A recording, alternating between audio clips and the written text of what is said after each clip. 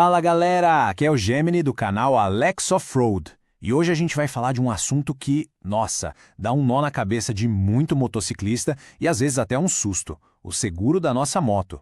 Sabe quando chega aquela cotação e a gente fica olhando para o número sem entender nada, tipo, por que esse valor todo, de onde eles tiraram isso?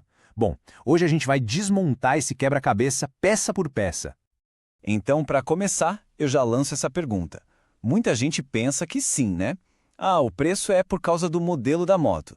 Mas a verdade, pessoal, é que isso é só a pontinha do iceberg. O cálculo que as seguradoras fazem é muito, mas muito mais complexo. Envolve umas coisas que talvez nunca tenham passado pela cabeça de vocês. Fiquem por aqui que a gente vai desvendar tudo isso. Ok, vamos mergulhar nisso. Porque antes de falar de preço, de dinheiro, a gente precisa entender o básico, né? O que de fato a gente está comprando. O que um seguro de moto cobre de verdade. Vamos ver os itens principais. Basicamente, a maioria dos seguros se apoia nesse trio aqui. Roubo e furto, bom, nem preciso explicar muito, é o mais básico e procurado.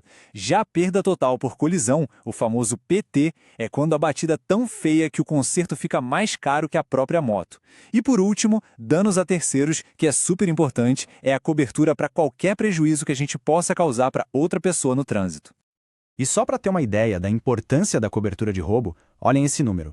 No começo de 2025, só na cidade de São Paulo, a média era de 60 motos roubadas ou furtadas por dia. 60 por dia. É um número assustador que mostra que essa proteção não é luxo, é uma necessidade, principalmente em cidade grande. Agora, a parte que muita gente não presta atenção e que pode dar um problemão, o que o seguro não cobre. É importantíssimo saber disso. Um plano básico, por exemplo, não vai cobrir aquele tombo bobo que só arranhou a lateral. Se a pessoa usa a moto para fazer entrega e não declarou isso para a seguradora, pode esquecer a cobertura. O mesmo vale para um escape esportivo que não está no documento, sabe? E claro, tem que estar com o pagamento em dia, senão não adianta nada. E vamos definir rapidinho esse termo que todo mundo ouve. Perda total, o PT. O que é isso na prática? Bom, a seguradora vai dizer que deu PT quando o orçamento para arrumar a moto depois de uma batida passa de um certo valor, que geralmente é 75% do preço da moto na tabela. A partir daí, para eles, já não vale mais a pena consertar. Certo. Agora que a gente já sabe o que o seguro protege, vamos para a parte que todo mundo quer saber: o preço. Por que o seguro de uma moto custa X e o de outra, às vezes até parecida, custa Y? A resposta está aqui, nesses 5 fatores-chave que a gente vai abrir agora, um por um. Esse aqui é o mapa da mina do cálculo. Primeiro, o valor da moto baseado na tabela FIPE. Segundo, e esse aqui pesa muito, o perfil de quem pilota. Terceiro, o tipo exato da moto, não só o modelo. Quarto, claro, as coberturas extras que a gente escolhe. E por último, mas não menos importante, a região onde a moto circula e dorme. Cada um desses itens vai somando ou diminuindo no valor final. Então, rapidinho, o que é a tal da tabela FIPE? Pensa nela como a referência oficial de preço dos veículos no Brasil. A seguradora olha ali para saber o valor médio de mercado da moto e usa esse número como base para calcular a indenização no caso de roubo ou perda total. É o ponto de partida de tudo. Aqui o negócio fica bem pessoal. A seguradora faz uma análise de risco de quem está pilotando. Por exemplo, pilotos mais jovens, com menos de 24 anos, estatisticamente se envolvem em mais acidentes, então o seguro deles costuma ser mais caro. O histórico de multas e acidentes anteriores também entra nessa conta. Até o gênero pode influenciar, porque os dados mostram que homens têm uma taxa de acidentes fatais maior.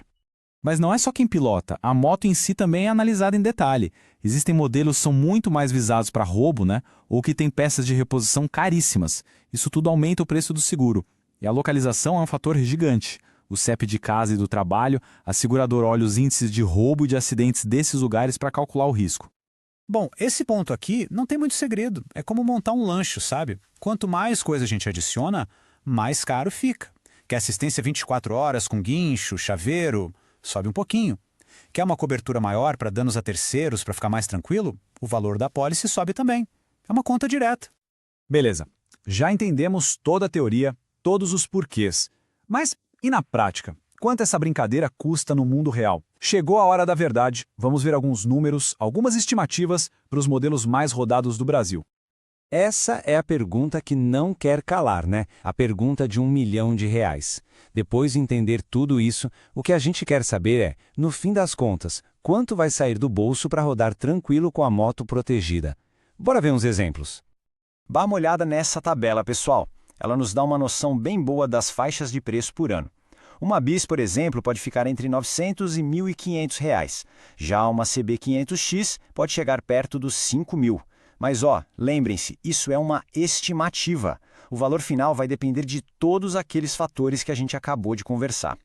Pessoal, uma pausa rápida. Se vocês estiverem gostando do conteúdo, por favor, compartilhem o canal e deem o like, que ajuda muito a gente a continuar. Agora, a gente vai entrar numa parte que é crucial.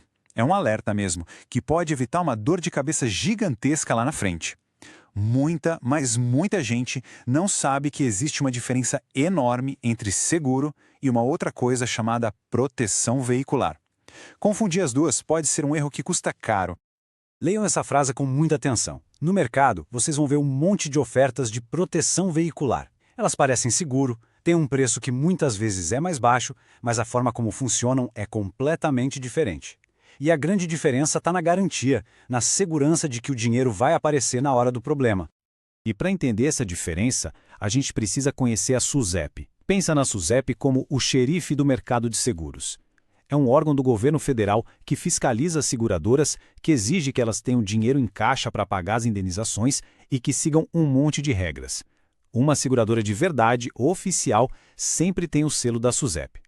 E esse quadro aqui deixa tudo muito claro. Olha só, no seguro, a gente tem uma apólice, que é um contrato com força de lei, e o risco é 100% da seguradora. Já na proteção veicular, que é oferecida por associações, a gente assina um termo de adesão. E o risco não é de uma empresa, ele é dividido entre todos os associados. E é aí que mora o perigo. Se a associação não tiver grana em caixa, o pagamento pode atrasar ou nem acontecer. E um ponto importante para atualizar, saiu uma lei recente, em 2025, que trouxe essas associações de proteção veicular para debaixo da fiscalização da SUSEP. Isso melhorou as coisas? Aumentou a segurança jurídica? Sim, com certeza. Mas o modelo de funcionamento, com o risco sendo dividido entre a galera, continua o mesmo. Então, as garantias ainda podem ser mais limitadas que as de um seguro tradicional. Bom, chegando aqui na nossa reta final, vamos juntar tudo que a gente conversou e transformar em dicas práticas, de ouro para economizar na hora de contratar um seguro, mas sem abrir mão da segurança, que é o mais importante. Então, como pagar menos? Vamos lá. Primeiro, aumentar a franquia, que é aquela parte que a gente paga do bolso se acontecer alguma coisa. Geralmente diminui o valor anual do seguro. Outra coisa, manter um histórico limpo, sem multas, sem acidentes, ajuda demais. Guardar a moto na garagem também, porque diminui o risco de roubo. E por último, ser realista e escolher só as coberturas que fazem sentido para o nosso uso. E eu quero fechar com essa frase que para mim resume tudo. Pode até parecer clichê, mas é a mais pura verdade. O valor que a gente paga no seguro pode parecer pesado no orçamento, mas ele nunca, jamais vai ser maior que o prejuízo de ter a moto roubada ou de sofrer um acidente com perda total e não ter proteção nenhuma.